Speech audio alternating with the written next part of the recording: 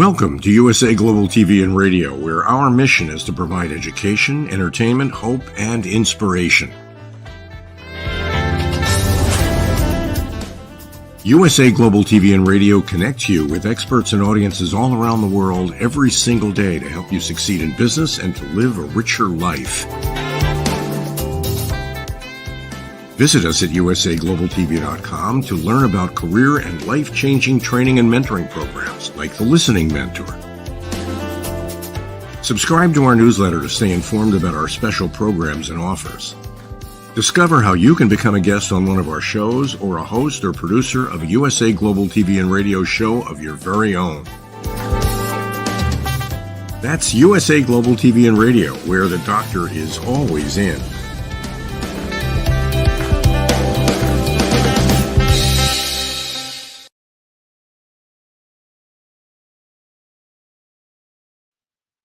Welcome to USA Global TV and Radio.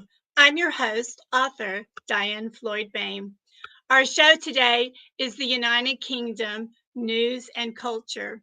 If you're joining us for the first time, wherever you are in the world, we are thrilled to have you.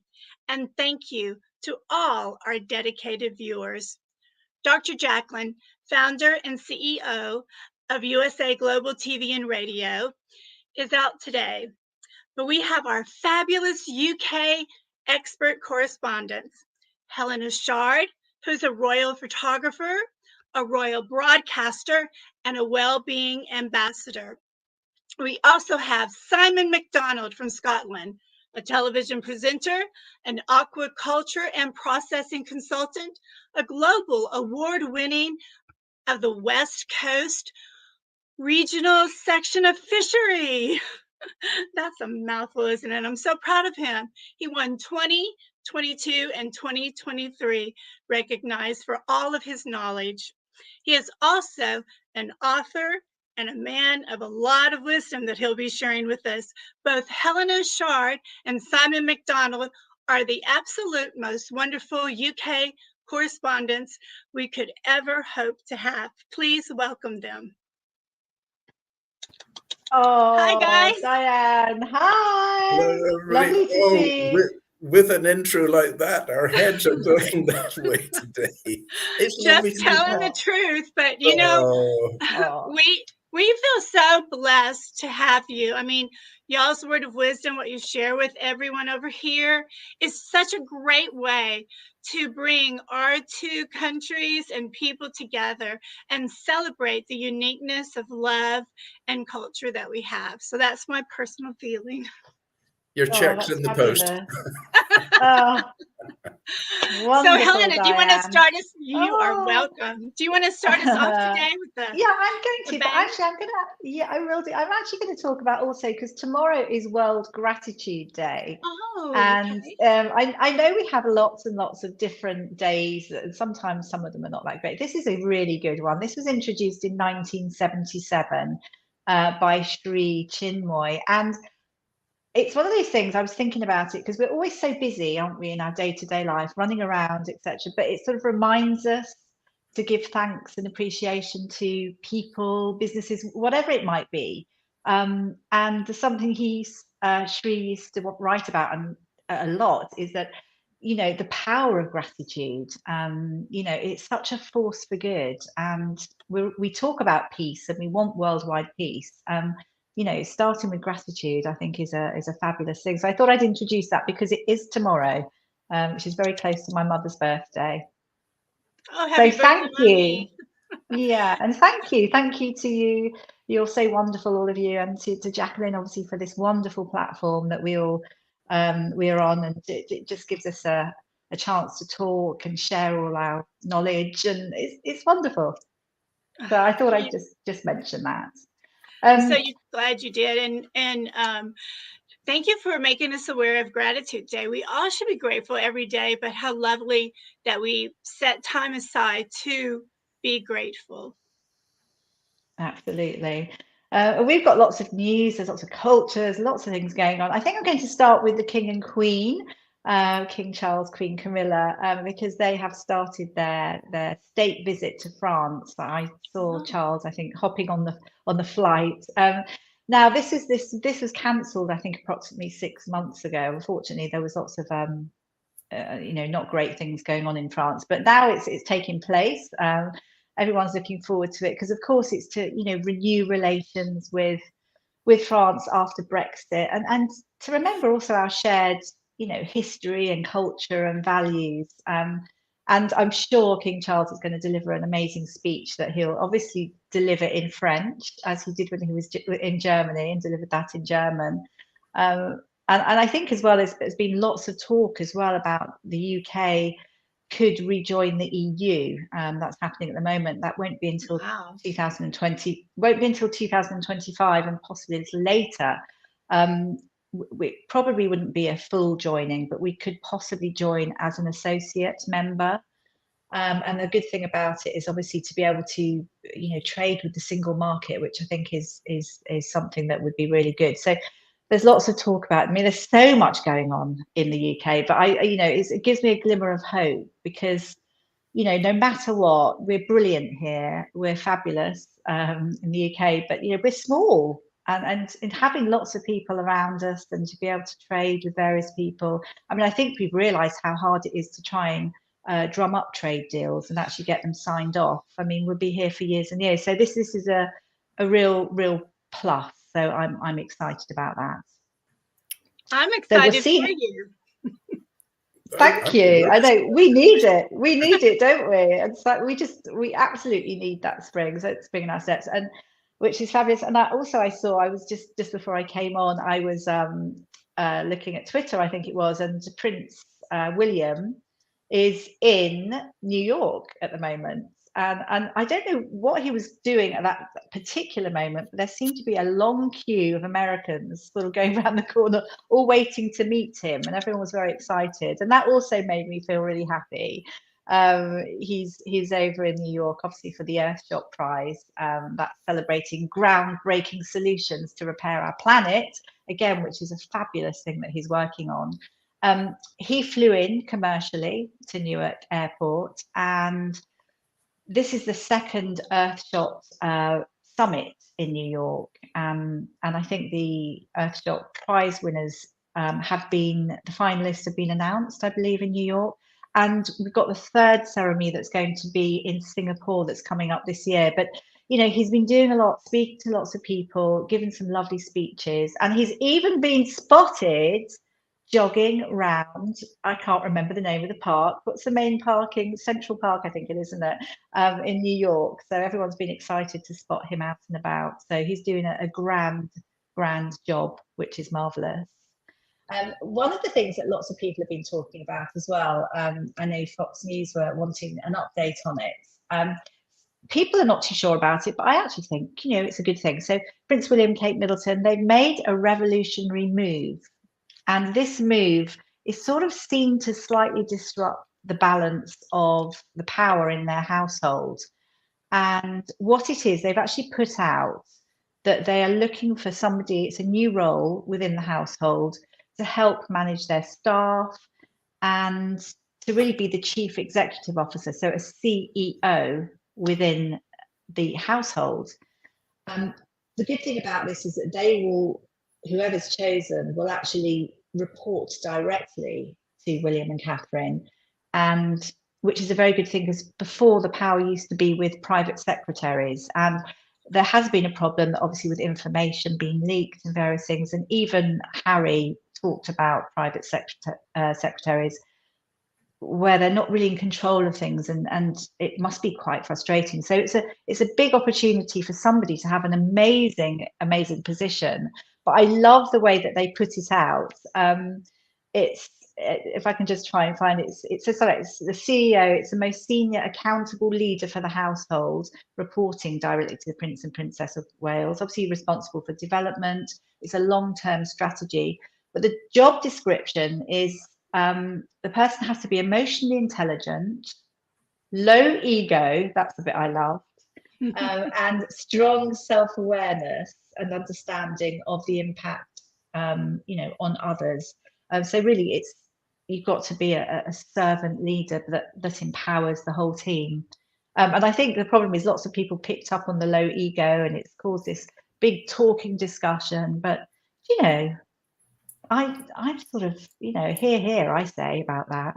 You know, egos, it doesn't work. Huge egos and business, it can teeter along, I think, but you have to be real. And I think, you know, good luck to them, and I hope it really works well. I'm sure it will, but it's created a big stir in the UK. I'm one of these people, I don't understand why it quite has. I think probably one of the things is that there's a lot of staff in their household. I'm not too sure whether it's just their household, but there were talks of something like 60 staff. Now, I don't know if that sort of is the Duchy of Cornwall, whether it's a sort of extended scenario with their staff. So that's something that I would like to look into. So that's a little bit of royal. I would like to say congratulations also to our wonderful England rugby team who beat Japan on Sunday. I don't know whether people are into rugby or watch rugby. I sort of slowly am becoming quite interested in it, but it's quite good. But they're growing, our team are growing and improving. And I think we won something like 34-12. And now we're going to be playing Chile in Lille on Saturday. So this Saturday, to secure qualification for the quarterfinals. So, you know, good luck. I'm going to, because it's the weekend, I'm actually going to be having lunch with friends, a late lunch. So I will be tuning in. So fingers crossed. And I think moving on, this moves on nicely to a wonderful, wonderful sportsman called Rob Burrows. He is the former Leeds Rhinos scrum half. That's a title of a rugby player. He's 41, just turning 41 now, and he has had 17 successful rugby years, a rugby career where he's been absolutely fabulous here. He has unfortunately developed MND, and that stands for motor neurone disease. And it's a disease I think that a lot of people didn't know about and still don't know that much about. It is a neurodegenerative condition where your muscles weaken, legs, etc. And he is fabulous because what he's done is he's used his platform to make people aware of this condition. And he has a charity set up. He works with Leeds Hospital charity. And there's the Rob Burrow Centre for Motor Neurone Disease. And we have a lovely clip that I just want to show, which just really highlights it. I think it's just to get it out there. And obviously they're raising money as well to help people with MND and also their families so that they can all meet. So if we do have it, it would be wonderful to show the clip.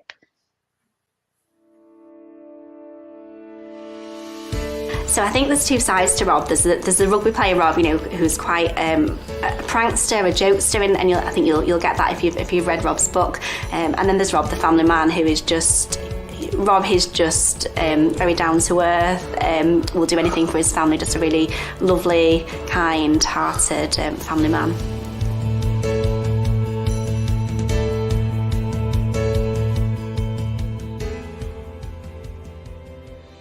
So Rob was having problems with his speech probably from summer sort of 2019. He was having difficulty articulating words, and at first we just put it down to sort of stress and possibly some of the medication that he was taking. And Rob was seeing the doctor at Leeds for another problem, for a long-standing shoulder problem that he'd got through a rugby injury, and sort of happened to mention it to them. So they quite quickly got him to see a neurologist, and Rob was diagnosed quite quickly within 3 weeks of seeing the consultant. MND is a condition which is relentlessly progressive, and it's a neurodegenerative condition in which the motor nerves of our body start degenerating. What that results in is weakness and wasting of the muscles. It can result in weakness of the arms, the legs, of speech and swallowing can be affected, and even your muscles in the chest can become weaker and result in breathing difficulties. It's been a really tough time since Rob's diagnosis, but Rob's attitude has always been, we'll tackle this head on, and I think out of everything, there has been some good, because people now know about motor neuron disease, and it's raised awareness. So whereas people before didn't know about MND, that they certainly do now. Rob has made a huge difference in awareness about motor neuron disease. Previously, when I had to explain MND to patients, I would bring in a lot of science in it as well, trying to keep it simple and trying to explain it to them, but people had not heard about it. However, now I have patients coming in and saying, I've got Rob Burrows' disease. And when I explain it to them, then they say, yes, I know, I could use this technology the way Rob is using it. The new centre will bring hope and optimism to patients living with MND and their families as well. It'll mean there's a safe haven for patients to go, and it'll have access to proper services, so things like wheelchair access, places to do voice recording, just so it meets the needs of patients with MND and the families. This MND Centre will actually transform the way care is delivered. It will be a serene environment. It will be a peaceful place where patients can bring their families as well. And we all know that the health of a building can affect the health of the patients, their families and their staff. Rob has used his platform to raise awareness of this cruel and devastating disease, and I think it helps a lot of people, not just with MND but patients with other long-term chronic illnesses and diseases. I think, you know, if you see sort of Rob's story and see how he can stay so positive, then hopefully it'll help other people. I think Rob has shown patients the way to live life, live in the now.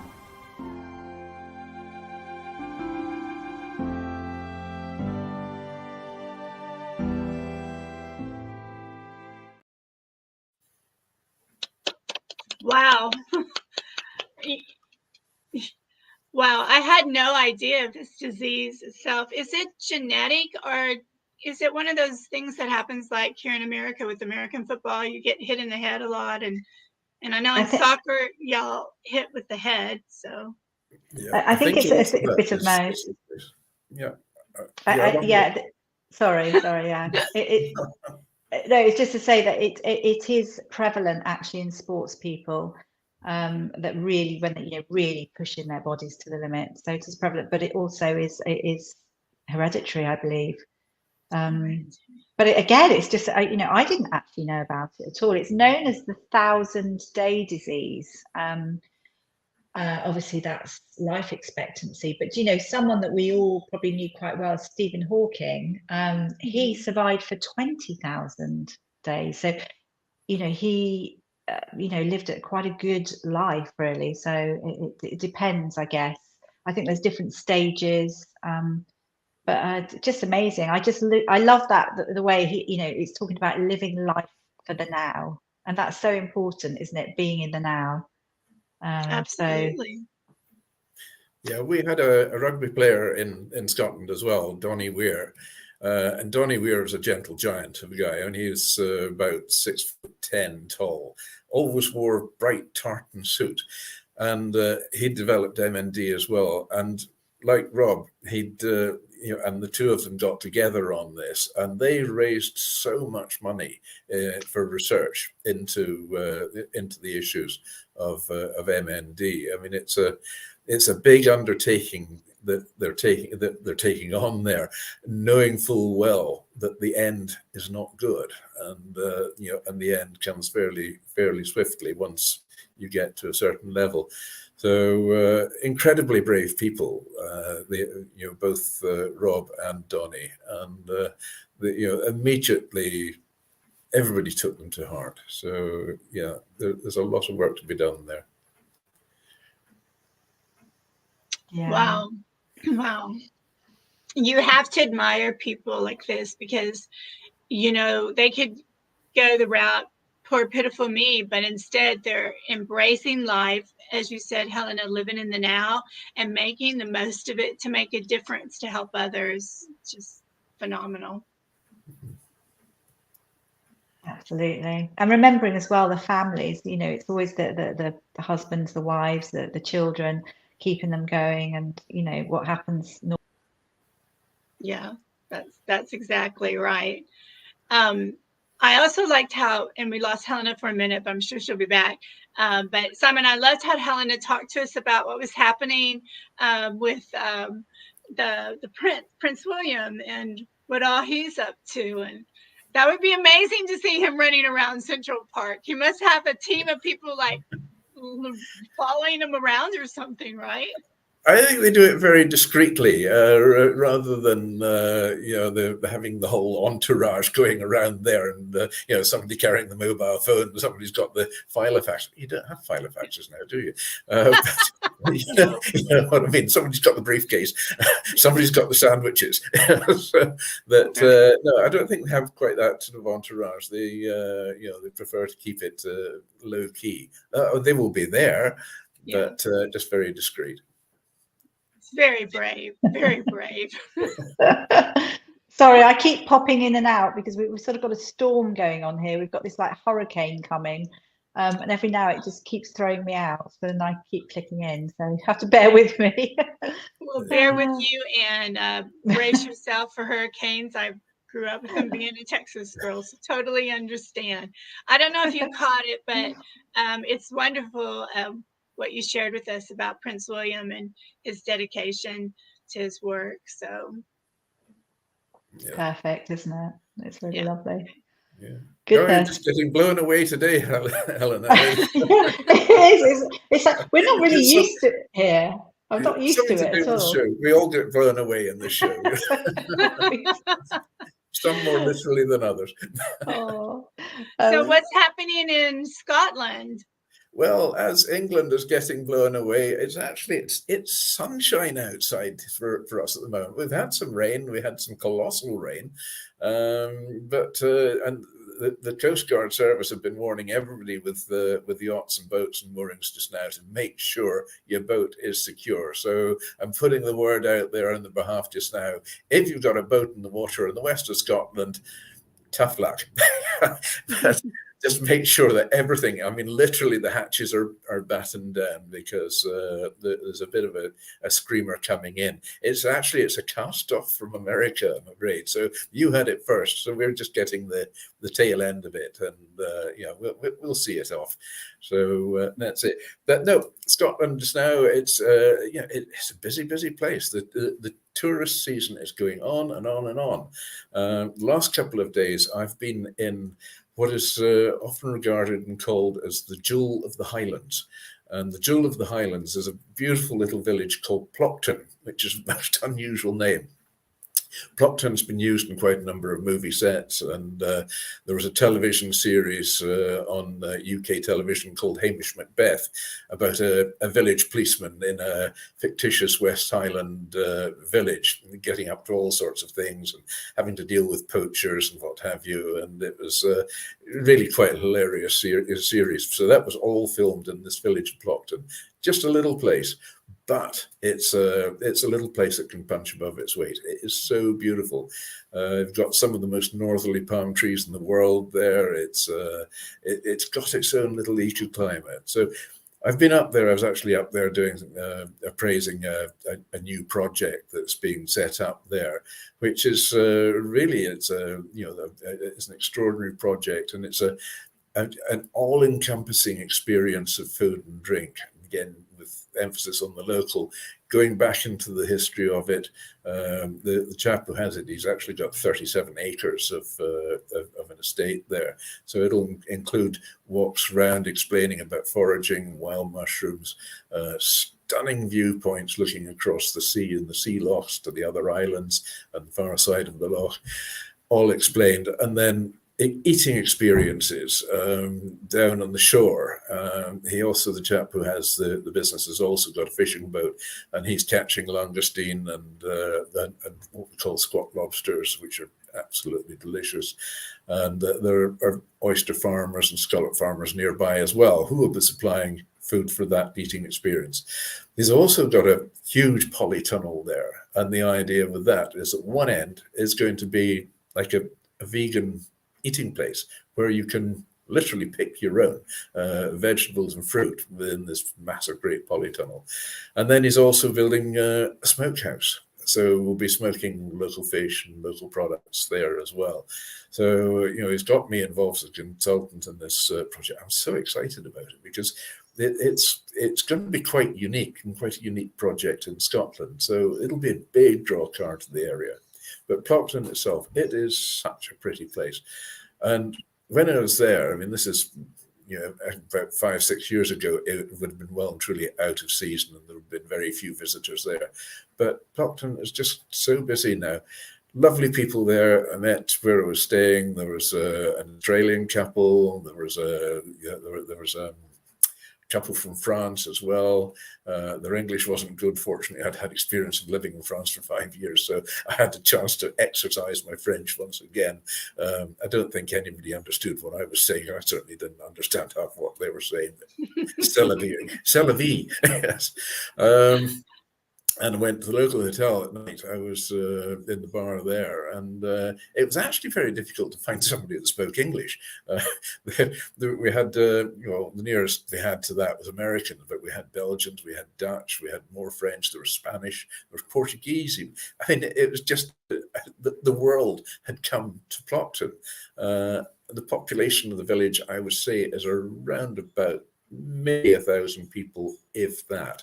But they've got a high school which specialises in reviving the Gaelic language, which is nice to see that this ancient language is really making a bit of a comeback now. It's a very melodious type of language. It's just lovely to hear. I think we've got some photographs somewhere about there which might come up, and I'll just talk our way through. This is on the road to there. This is actually Ilendonnan Castle. It's probably one of the most photographed castles in Scotland outside of Edinburgh Castle.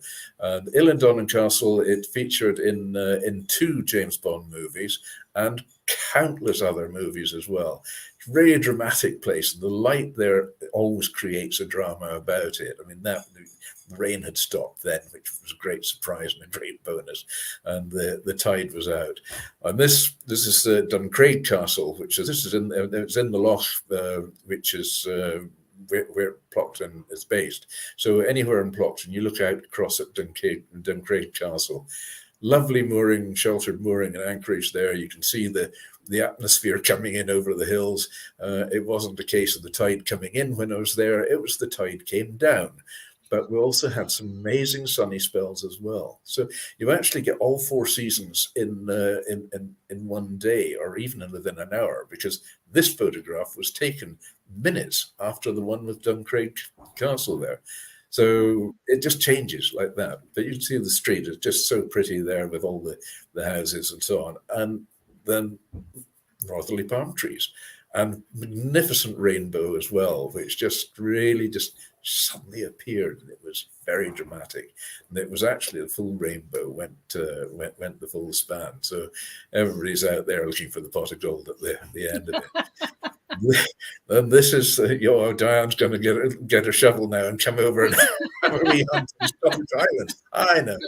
Now, this again was on the road up there. This is just outside Oban. So it just shows the West Highland scenery is magnificent. I mean, the hills bow down to the sea. It's a poetic land. It's got a poetic field. It's an extraordinary country. And, not a huge number of people on the West Coast, but the ones that are there are absolute diamonds. They really are. Great characters, great fun. And the house I was staying in, it was a little guest house right in the middle of Plockton. And they take you in and you become part of the family. I got chatting, the guys said, "Oh, you must meet my son-in-law. He's next door with my daughter. I'll bring them in," and so on. He's setting up an oyster farm. And I actually knew about this chap before. So we sat down and we just started to have a natter. And the host came through and says, "You won't sit there. No, you sit here. This is my chair. You sit in my chair." So fine, okay.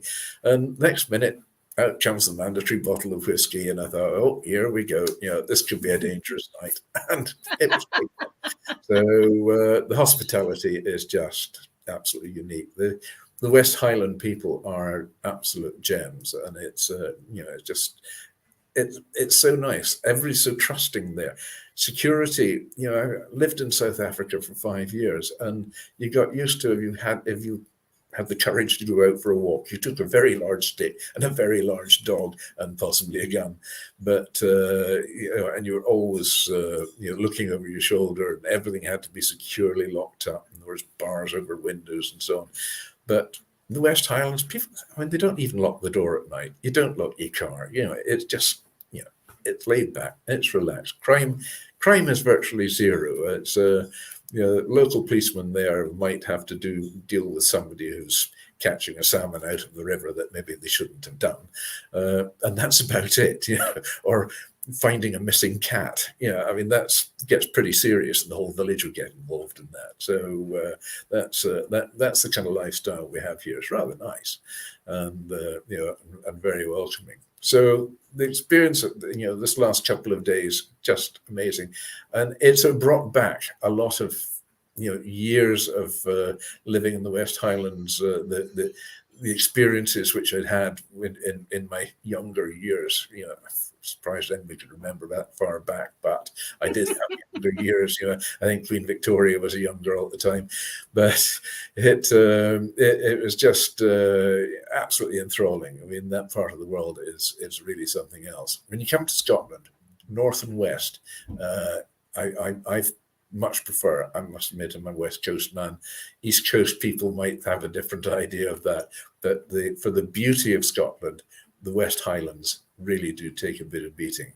And for sailing fraternity, it's world class. And I've sailed yachts all over the world, not round it yet, but all over it in various different countries. And at the end of the day, where you've got all these little sea lochs and the islands and so on to explore, incredible wildlife, then that's the place to be. And we've got a rather nice drinks industry here as well, just to warm you up on a cold day. Wow. Thanks for all the information. Scenery. It said it looks like paradise. It is, yes. Even when it's cold, which is still paradise, yes. Wonderful. Well, yeah, the UK is gorgeous. Sometime you're going to have to, you spoke about different fishes and lobsters and so forth, and you're going to have to educate us on what these fish look like, because yes. I wouldn't be able to tell one from another. We're going to have an eating session now. But yes, I'd heard today from a colleague in Switzerland who sent me an attachment on an email about now they're 3D printing fillets of salmon for the vegan industry, and I thought, those ain't going to taste very nice, 3D ink, that's not for me, definitely not for me. So the technology is sort of creeping in the most unexpected places, and I think not always welcomely so either. That sounds horrible to me. No offense to anyone. It doesn't sound good, yeah. But we've got a lot of species of fish here, and we've got a big export business in the fisheries world. Salmon, fresh salmon, farm salmon is now the UK's biggest food export, coming close to whiskey. And what's bringing it even closer now as well is the amount of processing, likes of smoking and adding value to salmon as well. So the earnings of salmon, which is 99%, is on the west coast of Scotland again. And so it's the biggest food export numbers that we've got. And, I was reading today that in America, 72% of the fish that you eat is fresh salmon. So there's something I didn't know earlier on. So, keep enjoying it. We need your money. I generally have salmon once or twice a week. So there you go. Yeah, well, I've got it again tonight, so I'm looking forward to that. The other thing we have here as well, which is a big export, and it's one of our biggest fisheries on the west coast, and that's for the langoustine. And those who've never tasted langoustine before have never yet been born. They are like a bit like lobster on a smaller scale, and they've got some pretty nasty claws there as well. But the meat inside the claws, oh goodness gracious, that is something else. But it's a beautiful sweet meat on the langoustine, absolutely delicious. And our scallops as well is another major fishery here. And these big king scallops, again, they are just so tender, just flash fried, just on 30 seconds each side, it's ready. And, the original fast food, but oh boy, it's an experience. Scallops, absolutely wonderful. Helena, I think you and I are going to have to go to Simon's house and have some. Oh, it's exactly what I was going to say, Diane. I think we need to race there. We need to plan a You're race welcome. soon. I'm going to have to anytime. swim a little bit to Oh, catch it's up with lovely.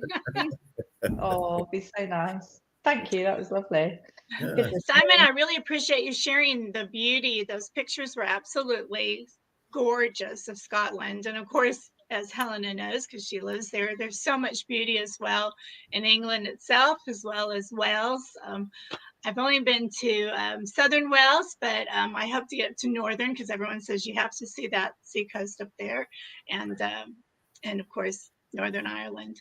But Helena, I forgot to mention, and I apologize, I found it fascinating and really appreciated the host CEO.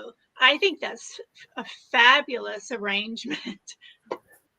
I think so too. I mean, I completely think I think it will work. It will bring it together. It will make it. It makes it a business. But you know, there's all this talk of the personal secretaries and everything that are implemented per household, and it takes away. I think.